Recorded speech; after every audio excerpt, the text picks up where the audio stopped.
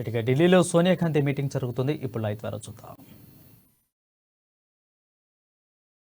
आप सब लोगों का बहुत बहुत स्वागत है।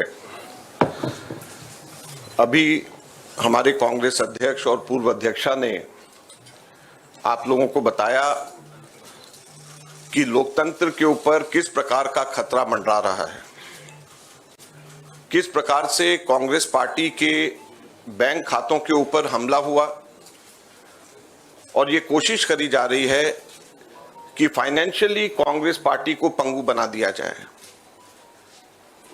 ये केवल कांग्रेस पार्टी के खातों पे नरेंद्र मोदी सरकार का हमला नहीं है, बल्कि भारत के लोकतंत्र पे हमला है। अगर प्रमुख विपक्षी पार्टी वित्तीय तौर के ऊपर पूरी तरीके से पंगु हो जाए, कोई कार्य नहीं कर सके, पब्लिसिटी के ऊपर पैसा नहीं खर्च कर सके, कैंपेन के ऊपर पैसा नहीं खर्च कर सके, अपने कैंडिडेट्स को पैसे नहीं दे सके, तो फिर चुनाव किस बात का है। और चुनाव की घोषणा हो चुकी है। पिछले एक महीने से हमारे अपने बैंक अकाउंट्स में पड़े हुए 285 करोड़ रुपए का हम इस्तेमाल नहीं कर पा रहे हैं। हम लोगों को पब्लिसिटी के लिए अखबारों के अंदर स्लॉट्स बुक करने, हम लोगों को पब्लिसिटी के लिए इलेक्ट्रॉनिक मीडिया के अंदर स्लॉट्स बुक करने, हमको सोशल मीडिया के अंदर इस्तेमाल करना है, हमको पोस्टर छपवाने, हमको पैम्फलेट छपवाने। अगर हम लोग वो काम भी नहीं कर सकते तो किस प्रकार से लोकतंत्र जिंदा रहेगा और कैसा लोकतंत्र है ये। मैंने पिछले सप्ताह आप सब लोगों के सम्मुख मोतीलाल वोरा जी के समय 2017-18 के एक केस को लेकर के इनकम टैक्स डिपार्टमेंट ने 2017-18 के बेसिस के ऊपर 7 साल बाद में जाकर के हमारे बैंक के खाते अब जाकर के फ्रीज करे हैं, उसकी जानकारी दी। मैंने कहा कि ये 7 साल पुराने कैसे फ्रीज किए जा सकते हैं और टाइमिंग इसका कैसा है। लेकिन मुझे अभी बहुत दुख के साथ कहना पड़ रहा है कि पिछले हफ्ते ये नोटिस हम लोगों के पास में आया है, इसकी कॉपी आप सब लोगों को मिल गई है, आप सब लोगों के आ गई है, आप जरा देखिए। ये सीताराम केसरी जी के जमाने का नोटिस हमें पिछले हफ्ते आया। आप सोचिए, सीताराम केसरी जी के जमाने का 1994-95 की असेसमेंट ईयर का नोटिस अब हमारे पास में आया और इसको लेकर के भी आगे आने वाले समय के अंदर फिर से बैंक को फ्रीज करने का और डिमांड लगाने की ये कवायद शुरू होगी। तो ये कौन सा लोकतंत्र है। अगर इसी रफ्तार से जाएंगे तो महात्मा गांधी के समय पे जमनालाल बजाज जब ट्रेजरर हुआ करते थे, उस टाइम पे भी कोई चीज निकाल करके अब इस वक्त इस चुनाव से पहले हमारे अकाउंट्स को फ्रीज किया जाएगा। तो ये किस चीज का लोकतंत्र है। 30 साल पुराना, 31 साल पुराना असेसमेंट ईयर का हिसाब निकाल करके हमारे खाते फ्रीज करे जा रहे हैं ताकि हम लोग चुनाव ही ना लड़ पाए।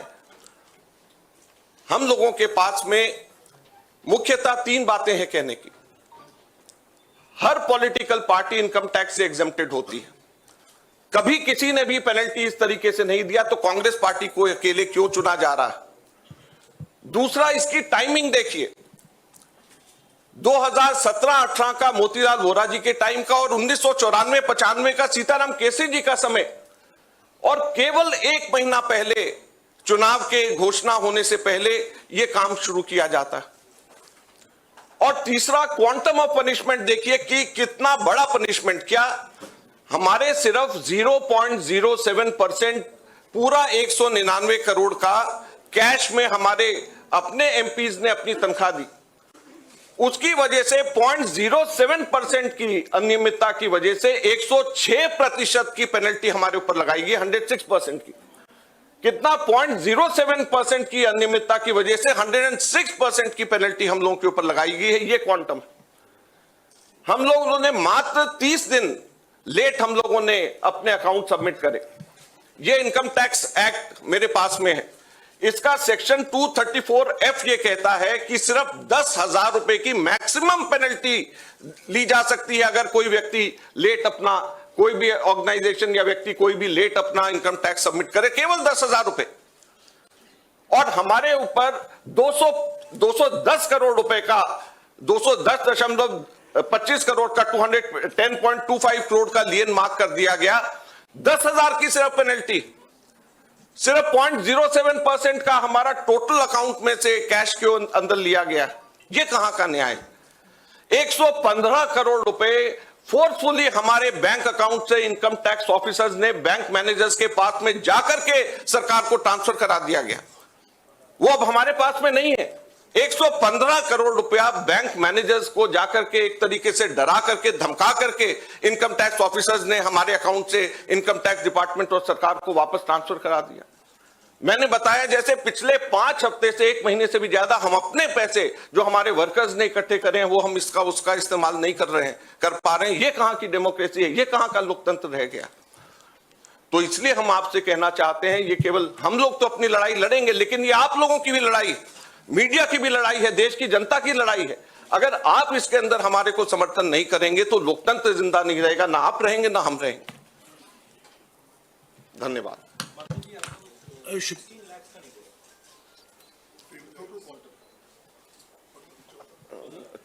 हमारा टोटल जो है 14,40,000 बनता है, जो 0.07% है।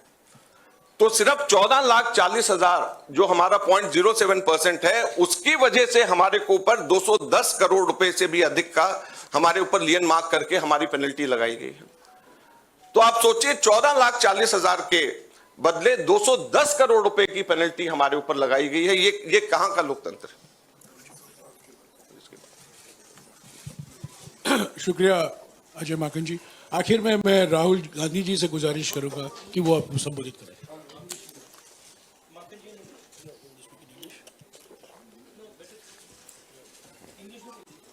ये डिटेल्स आपको अंग्रेजी में अभी अजय माकन जी देंगे। Friends, there has been an assault on Indian democracy. Our accounts have been frozen since last more than 1 month. Since last around 5 weeks or so, we have been unable to utilize our own funds in the bank.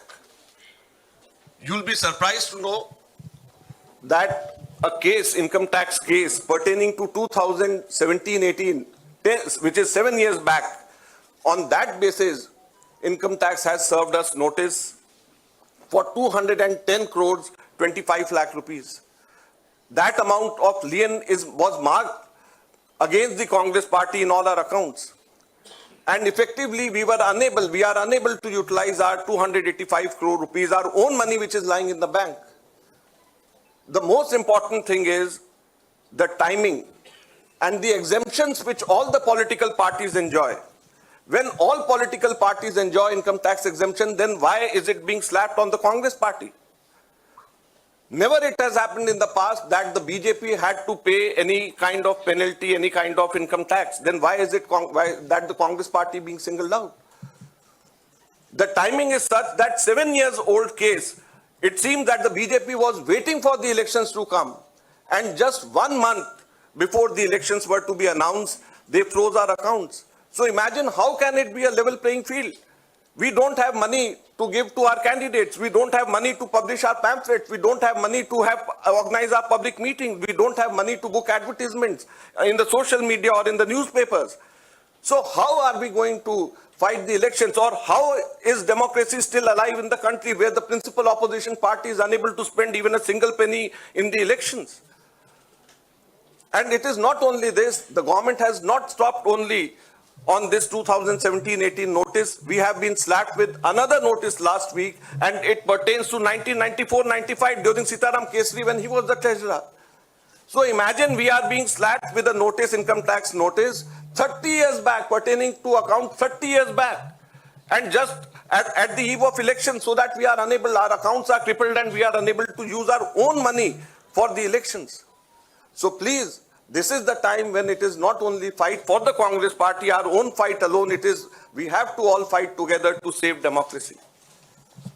The Income Tax Act, section 234F, allows maximum penalty of rupees 10,000 for late submission of income tax returns. Maximum penalty of 10,000 rupees. But on the contrary, Congress party has been slapped a penalty of 210 crore rupees against a violation of just 14,40,000 which we deposited in cash and 30 days delay. So the quantum of punishment is totally unmatched with a trivial small kind of mistake, you may say, or small kind of thing which has been done in 7 years back, which can easily be condoned. Thank you very much. शुक्रिया अजय बाबा। आखिर में अभी राहुल जी आपको संबोधित करेंगे।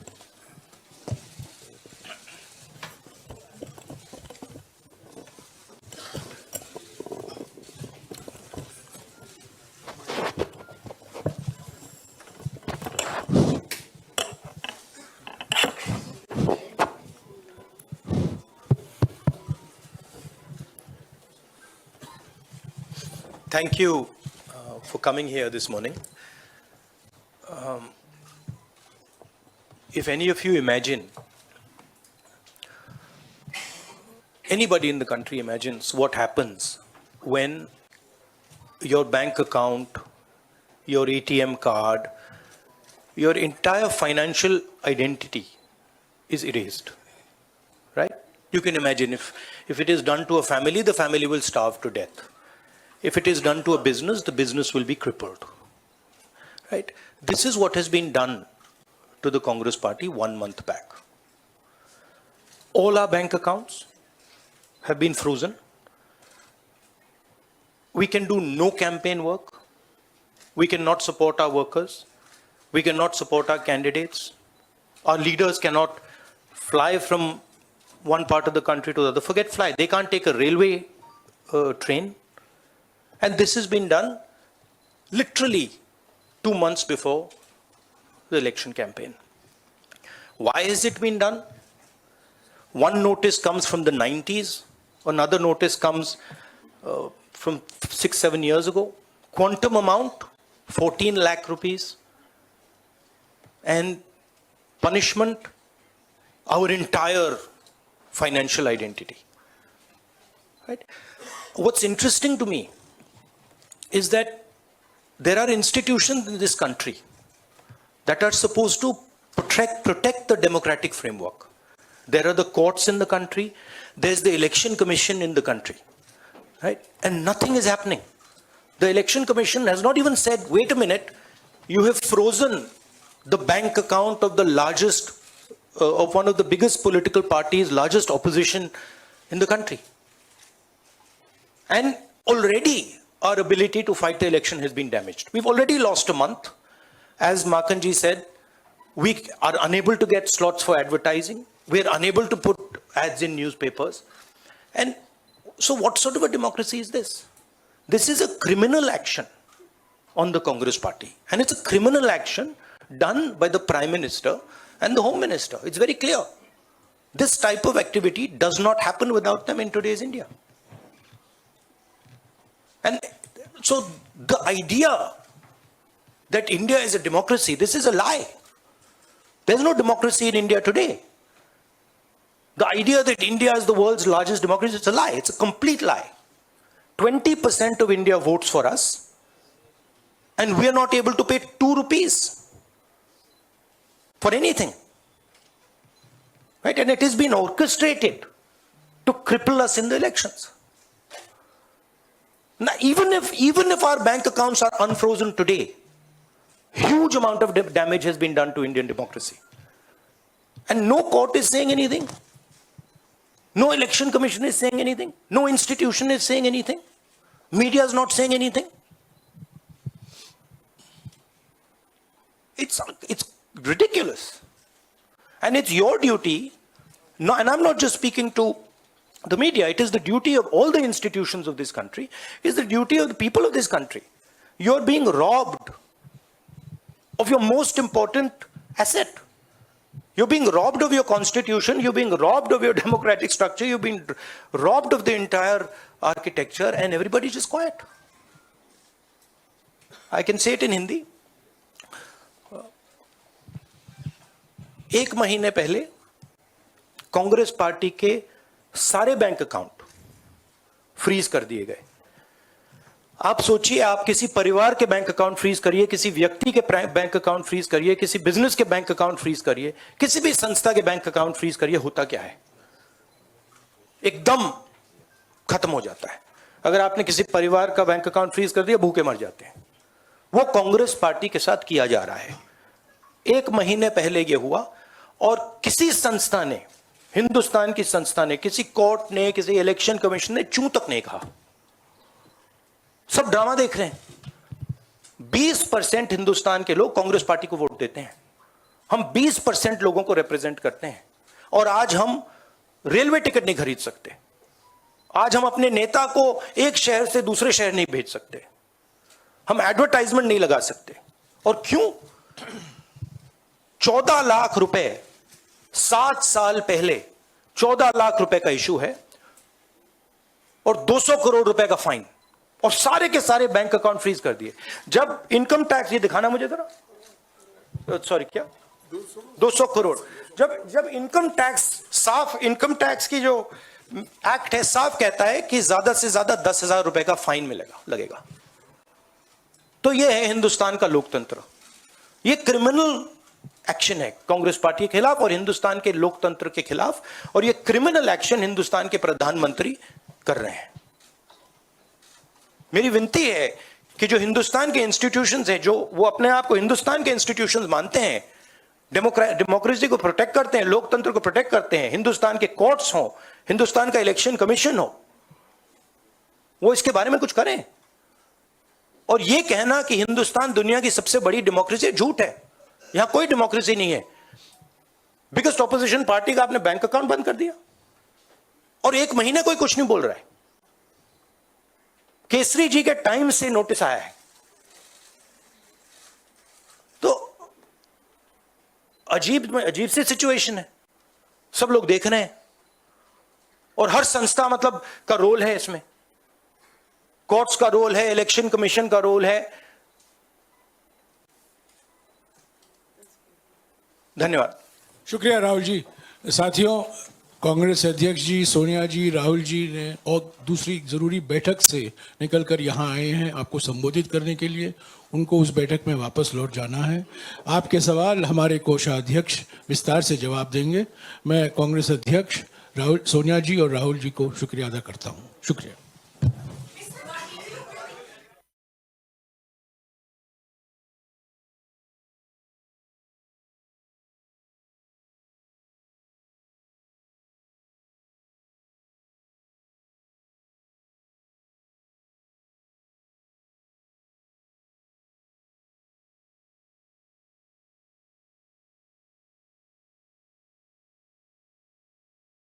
Unable, as the biggest opposition party, we are unable to take any action. There's no action we are able to take. We cannot send our leaders anywhere. We cannot book advertisements. We cannot do anything. What else is it if it's not an assault on democracy?